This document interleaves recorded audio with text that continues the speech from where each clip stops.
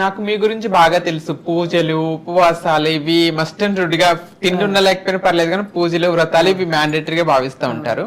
So మన community ఆరాధ్య దైవం, మన కమ్యూనిటీ ఎక్కువగా పూజించే ఆరాధ్య దైవం మురిగీమాత, మన కులదైవం. అసలు మురిగీమాత విశిష్టత, మురిగీమాత పూజ ఎందుకు చేస్తారు? మురిగీమాత విశిష్టత ఏంటి అంటే, జగన్మాతని భస్మం చేసి త్రిమూర్తులు 3 భాగాలుగా తీసుకున్న తర్వాత అక్కడ ఉన్నటువంటి ఏదైతే బూడిద ఉందో దాంట్లో నుంచి భోజరాజ్ మాత పుట్టింది అని ఒక ప్రసిద్ధి. ఒక్కొక్క పుస్తకంలో దేవి భాగవతంలో ఒకలాగా రాసి ఉంటది, మార్కండేయ పురాణంలో ఒకలాగా రాసి ఉంటది, అండ్ భగవద్గీతలో ఒక్కొక్క శ్లోకాలను బట్టి అమ్మవారిని ఒక్కొక్కలాగా విభజించారనమాట. మనం పూజించే అమ్మవారు కోడి మీద కూర్చొని ఉంటారు, మురిగీమాత అన్నమాట. ఈవిడ నాకు తెలిసి నవదుర్గల్లో ఒక అంశం ఈవిడ కూడా, జగన్మాత అదే పరాశక్తి అంశం ఆవిడ. కాబట్టి ఆవిడకి మనం పూజ చేస్తున్నాము అంటే చూడండి, ప్రతి ఒక్కరు ఒక దేవుడిని పూజ చేసుకుంటారు. కొంతమందికి ఇంటి దేవుడు ఉంటాడు, కొంతమందికి వంశానికి ఒక దేవుడు ఉంటాడు, కొంతమందికి ఏరియాకి ఒక దేవుడు ఉంటాడు. కానీ మీరు బాగా గమనించండి, ప్రపంచంలో ఎక్కడ పోయినా మనం మాత్రం ఓన్లీ మురిగిమాతకే పూజ చేస్తాం. అంటే మనకి ఆరాధ్య దైవం ఆవిడే, అండ్ ఆవిడ జగన్మాతల్లో ఒక స్వరూపం. సప్తమాతృకల్లో కూడా ఆవిడ వర్ణన ఉంది, కాకపోతే పెద్దగా వెలుగులోకి రాలేదు ఎక్కడ చోట. But very devotional and very spiritual. నేను సర్జరీ టైం నుంచి ఇప్పటి వరకు చాలా ఇష్టంగా చేసేది ఏంటి అంటే అమ్మవారి పూజ. నా వీడియోస్ కూడా బాగా వైరల్ అవుతాయి అమ్మవారి పూజవి. అండ్ ఆ అవకాశం ఇంత పెద్ద తెలుగు స్టేట్ లో నేను పూజ చేస్తేనే చాలా వేల మంది ఇజ్రాయల్ హ్యాపీగా ఫీల్ అవుతారు. అది నాకు ఇంత సంతోషం. ఎందుకు అంటే నిష్కలంకమైనటువంటి మనసుతో మనం ఏ దైవాన్నైనా ఆరాధించినా పంచభూతాలు మనని ఆశీర్వదిస్తాయి. నేను మాత పూజ చేసేటప్పుడు నేను లేచి నించోమనిపోయినా అందరు లేచి నించుంటారు.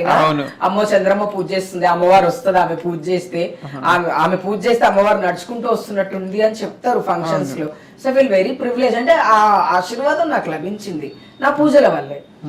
అంతే. నేను లలిత పారాయణం చేస్తాను, అమ్మవారి సప్త శ్లోకాలు చదువుకుంటూ ఉంటాను, ఓం నమో వెంకటేశాయ అని చదువుతాను. నాకు నిద్ర పట్టకపోతే ఓం నమో వెంకటేశాయ, ఒకవేళ మరీ ఇబ్బంది అనిపిస్తే ఐగిరి నందిని పాడుకుంటాను. సో నాకు చాలా ఇష్టం. దేవుడికి పూజ చేస్తే ఒక మనశ్శాంతి ఉంటుంది. ఎంత కష్టాలలో ఉన్నా సరే ఆ కష్టాలలో మనం ఏడ్చే ప్రతి కన్నీటి వెనక ఒక సంకల్పం ఉంటుంది.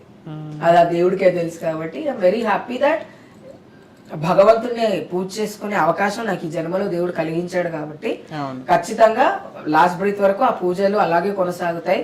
ఆ దేవుడిని అలాగే పూజ చేసుకుంటారు. మన కమ్యూనిటీలో ఉన్న ఇంకొక గ్రేట్నెస్ ఏంటంటే రిలీజియన్ తో సంబంధం లేకుండా హిందూ, ముస్లిం, క్రిస్టియన్ ముగ్గురు అందరూ కూడా మురిగీమాత పూజిస్తారు. అంటే చాలా మంది అంటారు, అక్క నేను క్రిస్టియన్ అక్క. నువ్వు క్రిస్టియన్ అయినా, నువ్వు ముస్లిం అయినా, నువ్వు ఏదైనా, నువ్వు సిక్ అయినా, ఇసాయి అయినా నాకు సంబంధం లేదు. 41 రోజులు దీక్ష చేయాల్సిందే, అమ్మవారికి పాలు వేయాల్సిందే, నువ్వు ఖచ్చితంగా అమ్మవారి మెడలోంచి నల్ల పూసలు పసుపు వేసుకోవాలి. అది మనకు మన పరంపర. అది అవును, మన హిజరా లో కల్చర్. అది ఇప్పుడు ప్రతి ఒక్కరికి కల్చర్ ఉంటది, మన కల్చర్ అది. అంటే మన కల్చర్ ని మనం ఎప్పుడూ మర్చిపోకూడదు. అండ్ నేను వెరీ బ్లెస్డ్ టు బీ పూజ చేసుకోవడంలో నాకు చాలా ప్రశాంతత దొరుకుతుంది. అందుకే రోజు పూజ చేస్తా ప్రశాంతంగా ఉండడం.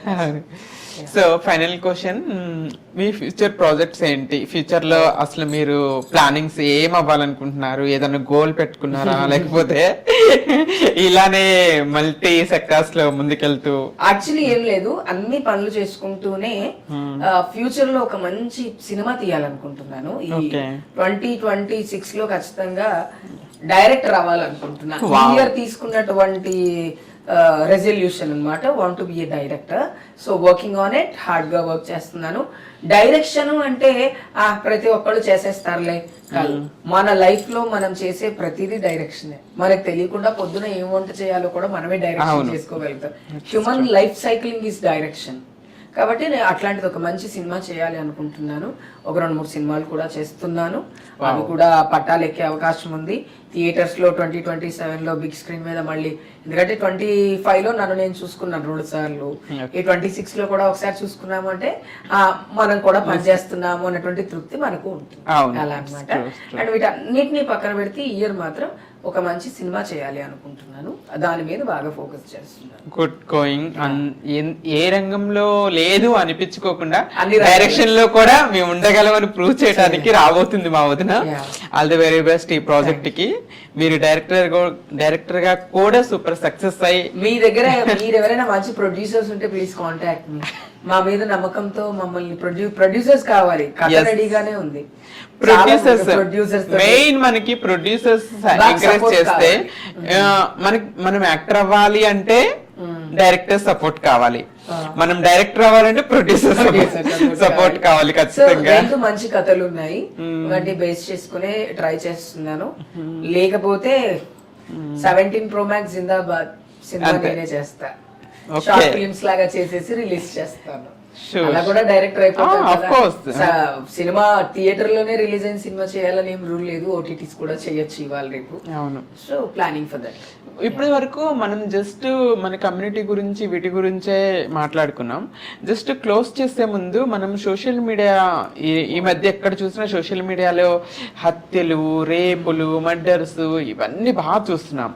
అసలు సోషల్ మీడియా ఇంపాక్ట్ సొసైటీ మీద ఎంతవరకు పడుతుంది? తల్లికి బిడ్డకి దూరం, తండ్రికి బిడ్డకి దూరం, అన్నా చెల్లెళ్ళకి దూరంగా, అండ్ సొసైటీలో ఏం జరిగినా సరే చేతిలో ఫోన్ ఉంటే చాలు అనుకునేంత దరిద్రానికి దిగజారిపోయాం సోషల్ మీడియా వల్ల మనం అనుకోవాలి. ఒకప్పుడు మా అమ్మని వెళ్ళి ఇప్పుడు నేనే విజయవాడలో ఉద్యోగం చేస్తున్నా, నెలకు ఒకరోజు సెలవు వస్తే పరిగెత్తుకొని వచ్చి అమ్మని చూసి అమ్మతో మాట్లాడి వెళ్తుండే. ఇప్పుడు ఏముంది, వీడియో కాల్ చేస్తే సరిపోతుంది. సో ఏమైపోయిందంటే బద్ధకం పెరిగిపోయింది. ఆన్లైన్ కూరగాయలు కొనుక్కోవడానికి కూడా ఆన్లైన్ అయిపోయింది. ప్రతిదీ సోషల్ మీడియాలో ఒక డిఫరెంట్ గా మనం ఏదో ముందుకు వచ్చేసాము, 2026లో ఉన్నాము, జెంటిక్ అని అదని ఇదని అంటున్నారు, కానీ బద్ధకంగా తయారయ్యి బద్ధకస్తులు తయారయ్యి ఎందుకు పనికి రాకుండా అయిపోతున్నాం ఈ సోషల్ మీడియాస్ వల్ల. సోషల్ మీడియాలో ఏది మంచో అది మాత్రమే కనపడితే బాగుంటది, కానీ మంచి కంటే చెడు ఎక్కువ కనపడుతుంది. ఇదే సోషల్ మీడియాలో ఒకళ్ళనొకరు తిట్టుకుంటున్నారు. ఆ 100 వీడియోలు పెడితే 200 వీడియోలు పెడుతుంది. ఒక్కొక్కళ్ళు ఒక్కొక్కలాగా సోషల్ మీడియాలో ఆల్గరిథం అనేది డెవలప్ అయ్యి ఓన్లీ కొన్ని టాపిక్స్ మీద మాత్రమే మాట్లాడితే ఆ వీడియోస్ ని ఓకే చేస్తాము అని ఎప్పుడైతే చెప్తారో అప్పటి వరకు ఈ సోషల్ మీడియా వల్ల సొసైటీకి లాసే తప్ప లాభం లేదు. సో నేను అదే ఏ సోషల్ మీడియా యాప్స్ లైనా ఆల్గరిథం గట్టిగా డెవలప్ చేసి ఈ హార్మ్ఫుల్ కావచ్చు, లేకపోతే సెక్షువల్ అబ్యూస్ కావచ్చు, లేకపోతే కొన్ని ఏవైతే సెన్సిటివ్ టాపిక్స్ ఉంటాయో ఆ టాపిక్స్ అనేవి లేకుండా, ఆ టాపిక్స్ వీడియోస్ కానీ ఏవి పెట్టినా పోస్టులు కాకుండా ఉంటే సొసైటీ కొంత బాగుపడుతుందేమో అని నేను అనుకుంటున్నాను. బట్ సోషల్ మీడియా వల్ల బాగుపడ్డ వాళ్ళు 10 మంది అయితే నాశనం అయిపోయిన వాళ్ళు 10 కోట్ల మంది ఉన్నారు. సో ఫైనల్ గా వెళ్లే ముందు మీ పేరు గురించి రహస్యం అంటే మీ పేరులోనే చాలా పవర్ ఉంది. చంద్రముఖి అనగా నా పేరులోనే వైబ్రేషన్స్ అన్నట్టుగా పవర్ ఉంటుంది మీ పేరులో. చంద్రముఖి అనే పేరు మీకు సూట్ అవుతుందని ఎవరు సెలెక్ట్ చేశారు? అసలు పేరు శ్రీకాంత్, క్లాస్మేట్. ఫ్రెండ్ శ్రీకాంత్ వాళ్ళ మదర్ అంజలి అమ్మ. ఒక రోజు అమ్మవారి గెటప్ వేసుకున్నా, చాలా చిన్నగా ఉన్నాను అప్పుడు. వైఎస్ రాజశేఖర రెడ్డి గారు చనిపోయిన ఇయర్ వినాయక చవితి అప్పుడు. అమ్మవారి గెటప్ వేసుకొని మంచిగా మెరూన్ కలర్ శారీ కట్టుకుని అమ్మవారి సాంగ్ ఒకటి పర్ఫార్మ్ చేశా స్టేజ్ మీద. పర్ఫార్మ్ చేసినప్పుడు ఆవిడ చంద్రముఖి అని పిలిచింది నన్ను. ఆవిడ పెట్టిన పేరే చంద్రముఖి. అండ్ ఆవిడ ఏ ముహూర్తాన్ని పేరు పెట్టారో తెలియదు, కానీ చంద్రముఖి అంటే చందమామలాగా అందంగా ఉన్న మనిషి అంటారు, కానీ బహుశా నేను అందంగా లేను. కాకపోతే ఎగ్దమ్ రజనీకాంత్ సినిమాలో చంద్రముఖి ఎంత పవర్ఫుల్ లో నేను అంతే పవర్ఫుల్ గా వర్క్ చేస్తా. ఆ డెవిల్ ఆరగెన్స్ ఇదంతా ఉంటది. సో నాకు అంజమ్మ ఆంటీ గారు పెట్టిన పేరు అనమాట. థ్యాంక్ యూ అమ్మా ఫర్ గివింగ్ బ్యూటిఫుల్ నేమ్. మా మమ్మీ రాజీ అని పిలుస్తారు, మా సొంత పేరు నాకు ఇష్టం. Such a great journey. చూసారు కదండి, అందుగలడు ఇందుగలడు అన్న సందేహం వెళ్ళదు, ఎందెందు వెతికినా అందెందు గలదు మా వదిన చంద్రముఖి గారు. సో తన జర్నీని చూసారు కదా. మా ఛానల్ తరపు నుండి కూడా మీకు ఆల్ ది బెస్ట్ వదిన. కమింగ్ రోజుల్లో ఫ్యూచర్ లో మిమ్మల్ని మేము అసెంబ్లీలో చూడాలి, కమ్యూనిటీ తరపున అధ్యక్ష అని మీరు పిలవాలి అని మేము హార్ట్ఫుల్ గా కోరుకుంటున్నాం. All the very best for your bright future. So stay tune. So ఇప్పటి వరకు మంచి మంచి ముచ్చట్లు విన్నారు కదా. మరొక ఎపిసోడ్ తో మరొక గెస్ట్ తో మీ ముందుకు రాబోతున్నాను. Stay tune. Signing off. Hot talk with Darshini.